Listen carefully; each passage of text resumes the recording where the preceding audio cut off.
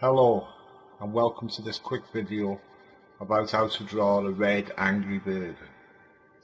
As you can see on the screen, we have a circle. Now what you should do is draw another circle slightly to the right of it like that to give you another circle. The reason for this is because the angry bird's body is a slight oval shape, it is not a circle. So if you get a plate or a saucer or something that is round and draw one circle and then move slightly to the right and draw the other circle, that will give you this oval shape.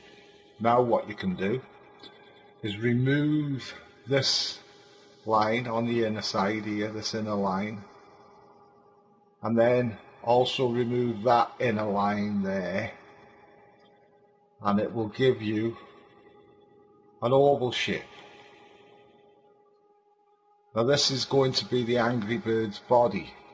The red angry bird has an oval shaped body, and this is going to be his body shape.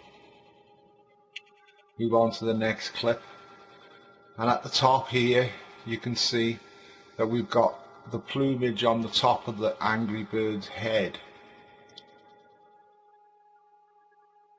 Now how do we actually find out where to put this plumage? If you look there, roughly that's about the centre line going down the middle of the angry bird's body, and that's about the centre line going across the other way. If you look at the top here where the centre line is, you can roughly mark out how far from that line that section of the ear would go, and then you can roughly work out how far from that line where that section of the ear would go. This second section on the left here is roughly twice as long as that section there.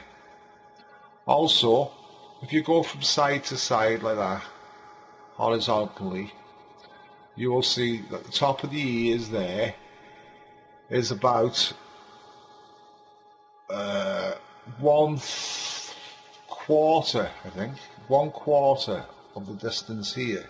That's about 1, that's about half, that's about 2, 4. So if you get about 1/4 of that distance from there to there, that should give you roughly the top of the ear there. And if you look, that is roughly about halfway between that line and that line. So that would give you the distance of that ear. Now you can look at that distance there and you will find that it takes you to about there. So if you measure that out, you can actually come out just a little bit more and get the end of the ear there, which is about twice that distance there. From there to there is about twice the length from about there to about there, which would give you an idea where the end of that ear, or plumage as it is, would go. Looks like rabbit ears to me, that's why I said ear. Here's the middle, so now you can work out where that goes, because from that middle section to there is about 1/3 of the distance. So there you've got the idea on how to mark out the ear section or the plumage section of the red angry bird. Next clip, and you can see that at the bottom here I have drawn a curved line that is slightly facing towards this side here. This curved line is the belly of the angry bird.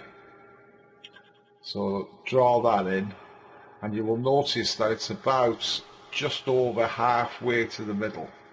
There's about the middle, the centre horizontal line, and it's actually about 2/3 of the distance between there and there.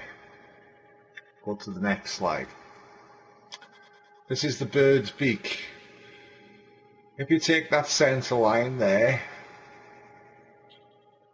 then you will realise that the bird's beak starts really not very far from that centre line, which you can help work it out. You can also notice that between here and here is a small distance, and you can work out where that goes. Also, you will notice that that centre line there,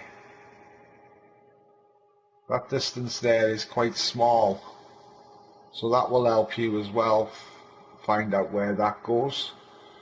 And if you look at this line, 1, 2, it's about halfway from there to there where the bird's beak crosses, so that will give you a good marking point there, so you can draw from there to there to there, which is only a little distance from the outer edge of the bird's body, and then move that up to just below the centre line there, and that would give you the bird's beak. Now the bird's eyes. 2 circles. This circle is slightly bigger because it's the closest eye to you when you're viewing this bird, and this circle is slightly smaller because it's the furthest eye from you when looking at this bird. Slightly smaller, the angle, that gives you a slight perspective, or tricks the eye into thinking that the bird is turned to the side slightly. Now for the next slide, which is the pupils. You will notice that this pupil is right in the centre of the eye, and this pupil is quite a distance from the outer edge, so it's not in the centre, it's more to one side, more to the right hand side of the all eye shape here. And also notice that it's slightly smaller on the smaller eye than it is on the bigger eye. Next slide. The eyebrows. The eyebrows start in the middle here, and then that is about halfway between the centre and there. So they come about halfway from there right out to there. That distance there is about half of that distance there. And the same on this side. It is about half the distance there from the centre line, about there. Take it from the centre and go out across to there. That can come right to the edge, could come right to the outer edge of the bird's body if you wanted it to. Now you can work out from there where that distance is there, and you can work out where that distance is there. Put a little spot by there, put a little spot by there, and then just draw a straight line straight across. From that spot there, put another spot there, that lines with the end of that line there, and draw straight across. And then just fill them bits in each side there.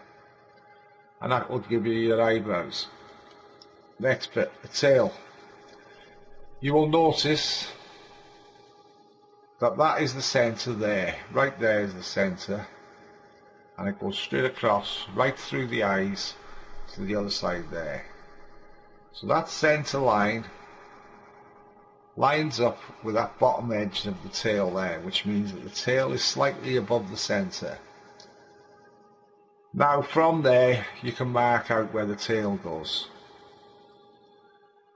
by measuring to there and then measuring to there. That distance there is probably is actually half of the distance from the centre to there. The centre of the tail, that is, to there. So now that line would give you the centre of the tail, that line would give you the outer edge of the tail, and there, and then from there you can go straight across like that, and you can work out that that is roughly the same distance as that. So from there gives you that line there, and you can work it out. It's the same with there, centre roughly about there to there to there, gives you to there,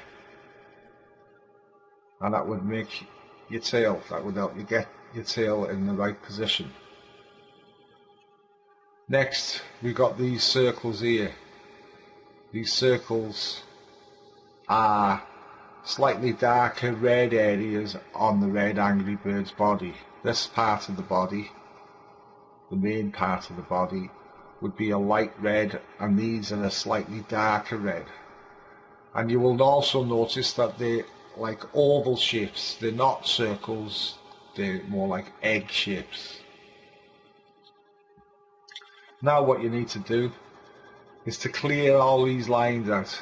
Clean that line out of there, clean that line out of there, that one out of there, that one out of there, clean this one out of the beak, clean that one out of the beak area, clean that out of the beak area there, clean that one out of the beak area, clean this one from the eye out of the beak area, clean that one out there, and then clean this line out here and here, clean that line out, so that that is all one then. So when you colour it in red, it will all be one colour. Now to the next image, which will show you the bird with all those lines cleaned out. See, there's nothing in the eyebrows there, there's no overlapping into the beak area, there's no overlapping into the eyes from these circles or oval shapes. And that's the basic outline for our Angry Bird. All we need to do now is to colour it in.